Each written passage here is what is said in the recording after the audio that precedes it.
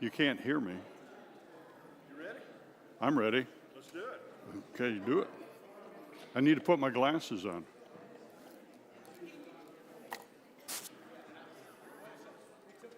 Good morning. Good morning. First of the month. It's kind of difficult for me to jump in here. I mean, I've followed such great individuals, song leading and Sermon on the Mount, and then it's me.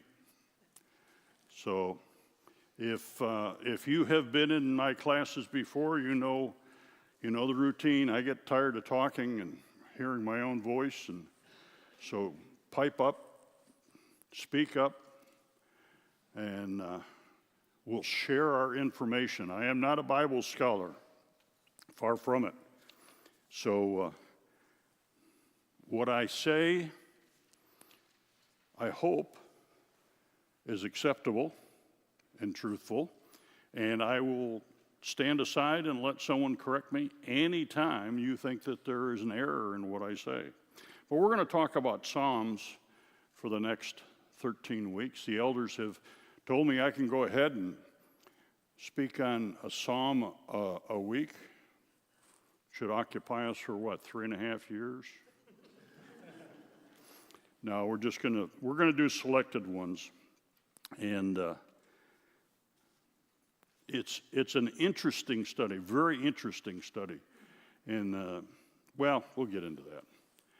But I really enjoy teaching this class because, and this is I'm not saying this to offend anybody, but there's a lot of things, because of the general age of this group, there are a lot of things I don't have to explain.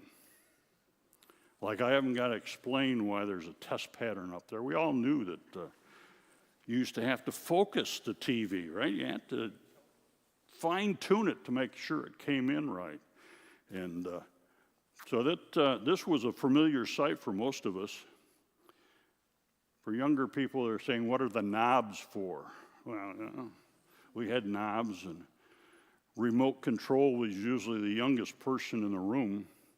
They were the ones that were sent forward to change the channel. I made a comment yesterday that I think there was a correlation between America becoming overweight and the invention of the remote. Remote control. Could be.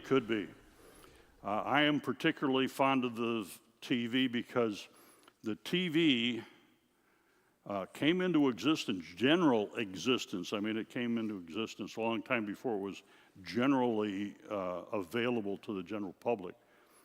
But TVs are about the same age as I am, so I'm very comfortable with them. This picture is a familiar sight for some, but how many here remember back when you picked up the phone and talked to a live person and told them what number you wanted? Anybody? None of you? Oh, come on. Be honest. You're in church. Now, there might be somebody else on the phone. That's right. You used to pick it up and, okay, a quick pop quiz. Brent, you're not eligible to speak up. Glenna and any of you other Andy Griffith fans. Who was the operator that they had on the Andy Griffith show was never heard, never seen, but her name was used? Sarah. Very good. You have been watching too much television. But this is we used to pick up the phone and talk to a real person. I heard a story about an operator in Cape Cod. And every morning, about the same time, this person would call and ask her for the correct time. This happened repeatedly, and she got to know she recognized the voice. It was the same person. So one time she asked the individual, she said, why do you call each day to get the correct time? And he said, well, I'm the person that blows the noon whistle. And I want to get the correct time. And she started laughing. And he said, I didn't realize it was so funny. And she said, we set our clock by the noon whistle. You got to be careful what source you use when you go through life. And of course, because you're here, I am sort of preaching to the choir. You know what the source is that we should and must count as truth. So we're going to do Psalms, and through this 13 weeks, I'll be using a number of translations or versions, depending on how you want to look at it. And if, like I said, if you've been in my classes before, you'll know that I do this because it enhances any study that you have. And I encourage you to use other versions. I mean, there should be a few versions that are really fundamental. I rely very much on English Standard Version, and I know some of you are New King James type of individuals. But there are a number of other versions out there that enhance. I often use Young's literal translation. It's harder to read, but sometimes it adds meaning. You'll see some of the reference that I use is from the ERV, or the Easy to Read version. This was published back in the late 70s, originally by the International Institute for the Deaf. It was a translation that was set up mainly for those that were signing for the deaf. It was later updated, and the version that I use is 1989. And it enhances some of the meanings without changing the purpose or the intent of what is being said. And this is especially helpful as we go through Psalms, and we'll talk about that in a minute, why it is that way. But definitely, it is something that is not unscriptural, nor will we ever use anything that is detrimental to the doctrine. But here is the book of Psalms. Correct pronunciation? Psalms, if you're talking about the whole book. If you're talking about an individual psalm, as one. But this is a unique study. And there it is. Now, if you look at this and it takes your breath away, it took mine away. I mean, it's got all this. It breaks down all these important things, like there's 5 different parts, and there's laments, and there's praises, and there's this, and there's that, and there's, well, if you're expecting this to be taught to you, you're in the wrong class. Ain't going to happen. By the way, if you want to look at this, there's on YouTube, it's an 8-minute video that explains this worksheet. It's an excellent worksheet if you want to look at it that way. It's something that I'm not going to get into because, if you really want to get into that, this is Hebrew poetry. It has reoccurring refrains and acoustics, parallelism, complete parallelism, emblematic parallelism, inverted parallelism, external parallelism. I'm kind of a roses are red, violets are blue type of. But Psalms is Hebrew poetry translated into Greek, translated into English. It's songs, it's hymns, It's a hymnal. In fact, it's often referred to as the hymnal of the Hebrews. So as we start out, let's take a look at this the way we would look at any book. And those are, if you were here for Jeff and his presentation a while ago, how to study the Bible, we got to go, who wrote it? When was it written? Who was it written to? Why was it written? Those are the questions that we ask about any book that we start in studying. So let's start out with, who wrote the book? Well, best way to put it is, we're not really sure. Oh, we know a lot of things about the book of Psalms. Some by a superscription that are on some of them that identify a writer, or at least sort of. And we'll get into superscriptions, not this week, but maybe a couple weeks down the road. But David is credited with writing about over half of the Psalms.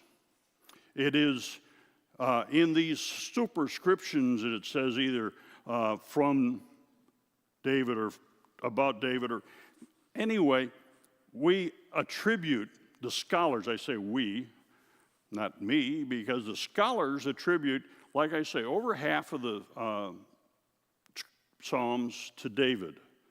But there are other authors, and there's about 50 that we have no idea who wrote. Moses even wrote one, is attributed to one. All right, when was it written? Maybe we can narrow things down with this. Well, once again, we're not real sure. Because if you say Moses was one of the writers and David was one of the writers, these people didn't live in the same time period. In fact, we can, once again, when I say we, I'm talking about scholars that I have gleaned information from, or writings. The writing of the book of Psalms covers almost 1,000 years. And it wasn't really put in the form that we have today until probably, the late 500 or 400 BC. This was a book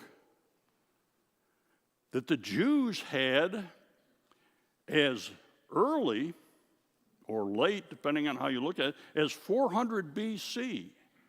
So by the time they were called Christians at Antioch, this book had been around for a long time. So we're familiar with this verse, or we should be. What is this verse talking about? Easy. It explains itself in the verse. Talking about if all the things that Jesus did were put in written form and published, there wouldn't be enough books. Well, the same goes for psalms and hymns from the Old Testament. There are several times that we read about psalms being sung. The Jews love to sing. I mean, they sang all the time. When Moses carried the people across the Red Sea, they sang afterwards. They celebrated. When David brought the ark into Jerusalem, they celebrated. They sang, and some were written, some were not. We just see notations.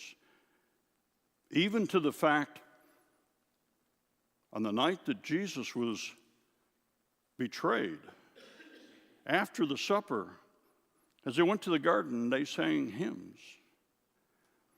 So all these hymns, if they had been gathered together in one book, in other words, the 150 psalms that we have in our scripture is not all of them that they knew.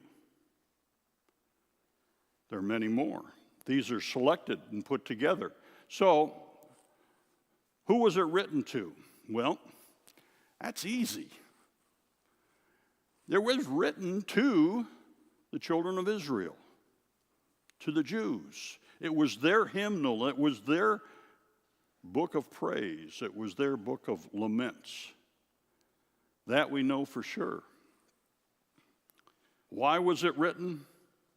Well, it was written for a very good purpose. It was written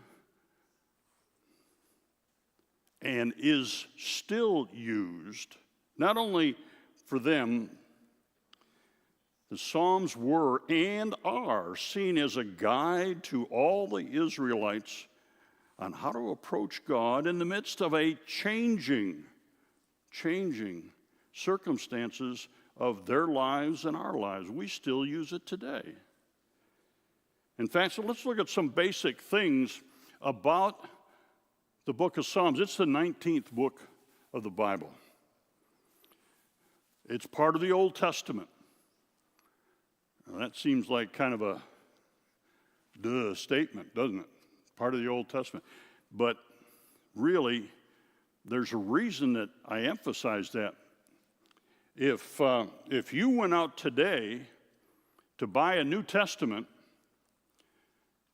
9 times out of 10, you would end up with a New Testament and Psalms, in some cases, Proverbs also. And in a recent survey, people were asked, were Psalms part of the Old Testament or the New Testament? And because of its use, a large number of individuals said it was part of the New Testament. In fact, shortly after I was baptized, my mother-in-law gave me a pocket New Testament. It was a cheap little book, simulated leather cover, cardboard, but it's a treasure that I keep. I still use it occasionally, but as a new Christian, I carried it with me all the time for a number of reasons, one of which was the fact that my mother-in-law had signed her name in it, and it's got her handwriting and notes, which I treasure. But whenever I had an opportunity, either a break at work or lunch hour or waiting for something or whatever, I would take the opportunity to read the Psalms. We still do today, and a lot of people do that, and it's recommended because why? It's very special. It's written to individuals to guide them, just as it was the Israelites, on how to communicate with God in a very special way through the changing circumstances of our lives, through the high points and the valleys, through the good times and the bad times. The Old Testament was difficult for those individuals that went through there. They went with the highs and the lows of their dealing with God, and we do also. So where were we? Okay, 19 book, okay. The book of Psalms contains 150 chapters. The original one that was translated from Hebrew into Greek, in fact, the first century Christians and those preceding them, BC, read from a Greek version of the Psalms. Because at that time, a majority of the people, well, we would call them socially literate, which means in a day-to-day life, they could get along. They knew what certain words meant, and they could exist, but they were basically illiterate. There were very few that could read or write, and certainly not in Hebrew. Hebrew was a difficult language for them at that time. Greek was the language that most people spoke and wrote in and read. And in those times, 400 BC and on, they didn't have something like this that they could stick in their pocket and carry. The Holy Word was reserved for the temple, the synagogue, those that had rolled scrolls where they were read from.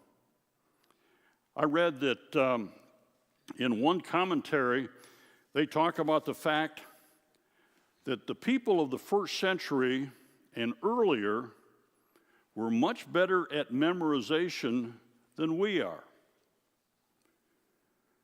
I remember reading a quote that is attributed to Albert Einstein that said it is a waste of time to memorize something that you can look up.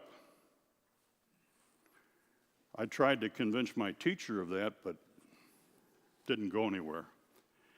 But it's true. We have things, especially recently with the advent of the cell phone. I mean, I would say a majority of you here may not have brought a hard copy or a printed copy of the Bible with you, but you've got it on your phone. You've got an app. You carry it with you always. Where in the first century, those going to the temple heard the word. In fact, the Psalms were such an integral part of the worship service, and for a lot of Jews it still is. Certain Psalms were read on certain days. There were Psalms that were set aside for repentance, for celebration. And how did they know these? They memorized them. Most Jews memorized and had an intimate knowledge with all 150 Psalms. Now, that may seem formidable to us, but let's switch it around to today. I bet you that people here can sing the first verse of probably 30 or 40 songs that we sing. I had a mentor of mine in the church. He was a deacon in one of the congregations that we worshiped with in New York.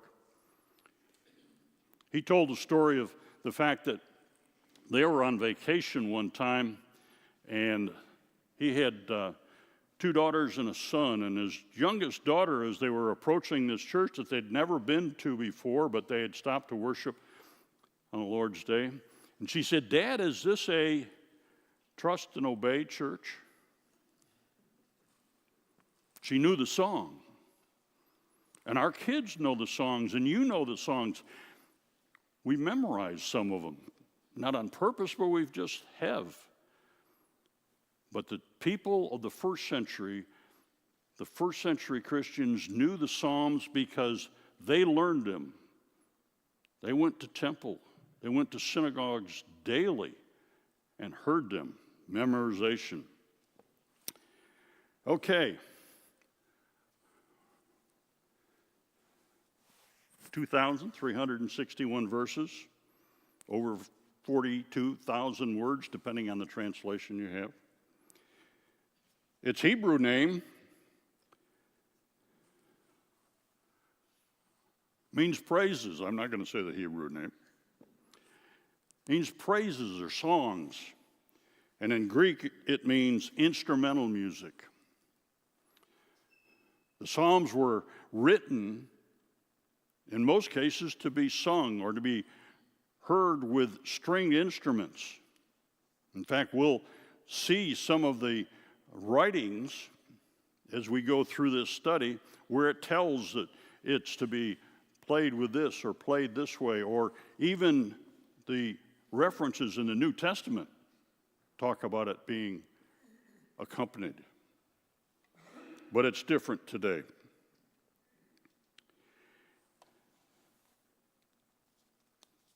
The Psalms were an integral, as I said, an integral part of the Jewish worship. They were repeated day after day with significance on certain ones. Over the 500 years between when it was first combined, and it was combined probably, some of the scholars say they think Ezra was responsible for putting these together. But whatever it was, the significance that we can establish from them, the fact that they have stayed identical to what they are and were, by the fact that we have seen copies of, in the Dead Sea Scrolls, of the Psalms the same way that we have them today, indicates that God has inspired the writers in a specific way for our benefit as well as the benefit of the first century and before those individuals. In fact, as an example, let's take a look at, the first 4 verses of Psalms 84, which kind of gives you some indication of what the individuals felt when they went to worship. Lord all-powerful, the place where you live is so beautiful. Lord, I cannot wait to enter your temple. I am so excited. Every part of me cries out to be with the living God. Lord, all-powerful, my King, my God, even the birds have found a home in your temple. They make their nest near your altar, and there they have their babies. Great blessings belong to those that live in your temple. They continue to praise you. Selah. That's from the easy-to-read version. Yours may be a little bit different, but that carries the thought. That's the excitement that they had that was pushed forward year after year so that we can grasp it also. I mean, there is nothing in there that does not touch us the same way. How excited are we to be able to come together to worship God? And throughout the Psalms, it emphasizes not only corporate worship where we're all together, but individual worship also. It talks of prayers. It opens the possibility that we can even debate with God. That God is an entity that we can complain to, that we can cry to, that we can argue with. But always it comes back to the fact that we love God, we acknowledge God, and we emphasize our commitment to obedience. Clip, verse 4 really jumps out to me. Great blessings belong to those who live at your temple. We can transfer that today. Great blessings belong to those who are God's people. We look at this and we can look at it as historical, or we can accept it to ourselves as, I want to be part of this. This is the way I feel. In fact, by the way, Selah, you'll see that 71 times in the in the book of Psalms. Its meaning, to pause or reflect. Believe that? Sounds good, doesn't it? Nobody knows. But most of the scholars acknowledge the fact that this is probably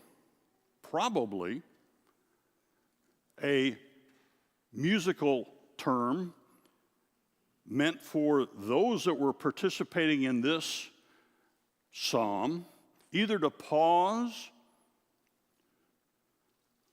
or to absorb what they just said or sang. And it is, like I said, in about 71 times we see it. In fact, there's 3 times we see it in Habakkuk. But it's not necessarily to be read when you repeat the psalm. It's an instruction. Okay, so we say all that, like I said, it's an Old Testament book. It's not something we should tie our future to, or should we? Well, it's important for a number of reasons. This is the 23rd Psalm. I didn't enlarge the writing because you know it. I mean, our kids know it.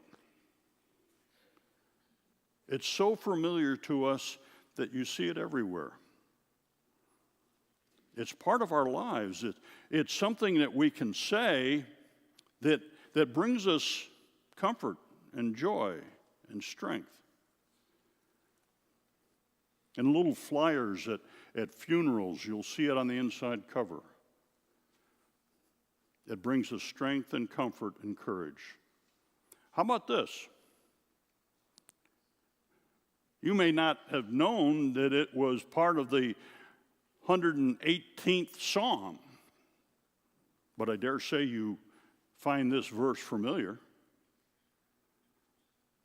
There are a number of things and times and phrases that we'll run into or come across in Psalms which are part of our lives. That's how much importance it is to us today. In fact, how about this?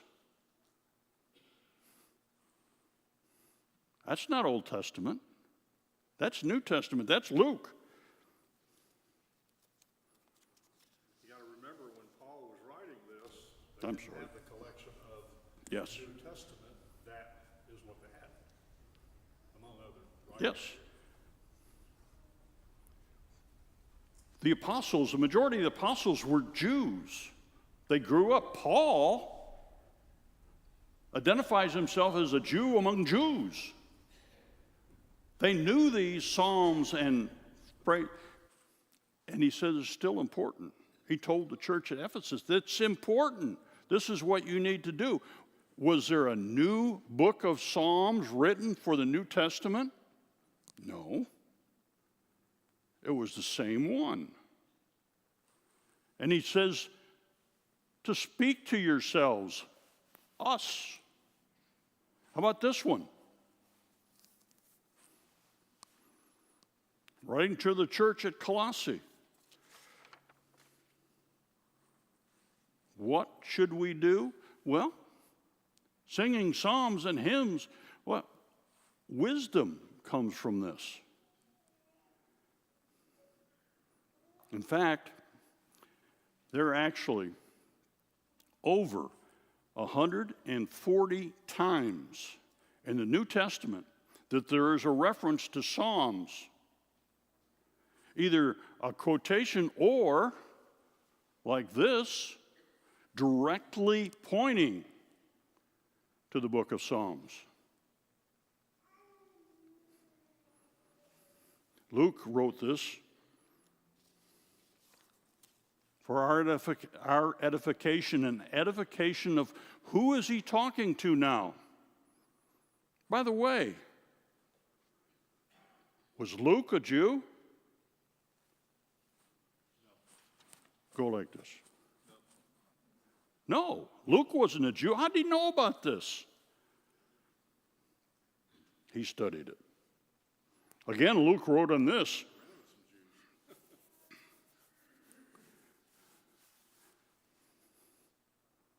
May his camp become desolate, and let there be no one. I should be pointing over here, because if you're online, this is over here. By the way, this comes from Psalms 109, which is often referred to as a psalm of curses. So, Psalm of what? curses. Put a curse on you. But these are the things that the apostles, that the New Testament was referring to as they were going through life, as they were teaching, and it was important. Oh yeah, and one other thing. I practiced it. Messianic. Say that 3 times. Messianic prophecies. They're in Psalms. Lots of times. Some people say, some scholars say that there are over 300 in the book of Psalms. Some significant, some that we know about, some are a little more hidden. So there we are. How important is it? It's very important. The book of Psalms is as much part of our Christian life as it was to the Jews, it was for them. In fact, just out of curiosity, I went to a Jewish website. And as I said, they repeated certain psalms for certain occasions early in the 400 BC, well before the Christians. And you know they still do. This is from a Jewish website that talks about the Psalms that are repeated daily. Sunday, Psalm 24. Monday, Psalm 48. Tuesday, Psalm 82. Wednesday, Psalm 94. Thursday, Psalm 81. Friday, Psalm 93. And on Sabbath, Saturday, Psalm 92. This is put on so you can see that when you come into the synagogue? No. This is read on these days. There is responsive readings of these Psalms. It is still practiced today. And it is part of our worship because the first century Christian leaders pointed to the Psalms not only as something that were pretty, but were useful, and we derive importance from. So why do we need it today? How about this?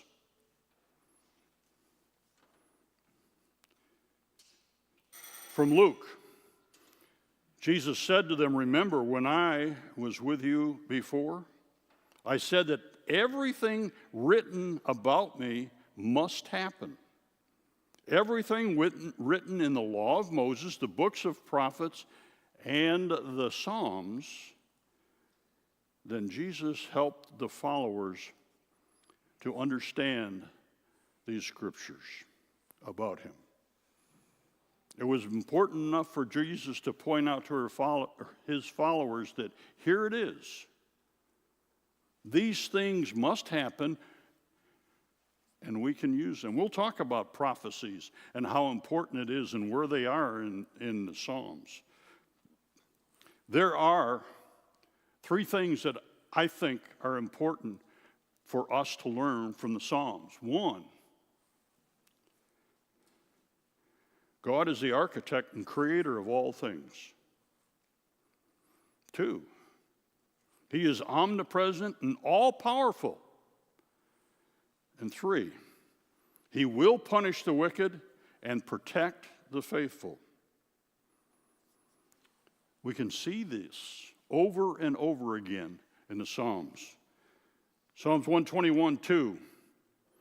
My help will come from the Lord, the creator of heaven and earth. Psalms 37:3-4. Trust in the Lord and do good. Dwell in the land and befriend faithfulness. Dwell yourself in the Lord, and he will give you the desire of your heart. Psalms 103:11-12. For as high as the heavens are above the earth, so great is his steadfast love toward those who fear him. As far as east is from the west, so far does he remove your transgressions from us. What a great thing to think about how great God is and how much he is willing to do for us if we are just faithful, follow righteousness, seek him out, lift others up. All these things are repeated. And like I say, there are even examples that show us that we can complain about our condition and how we turn that around and always worship God. Next week, we're going to start at the appropriate place.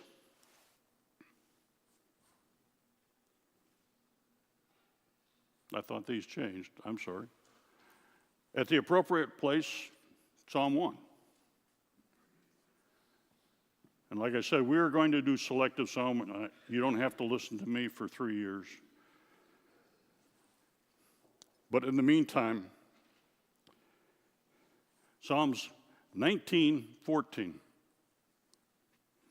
Let the words of my mouth and the meditations of my heart be acceptable to your sight, O Lord, my strength and my Redeemer. Sometimes some translations say my rock and my Redeemer. Thank you for your attention.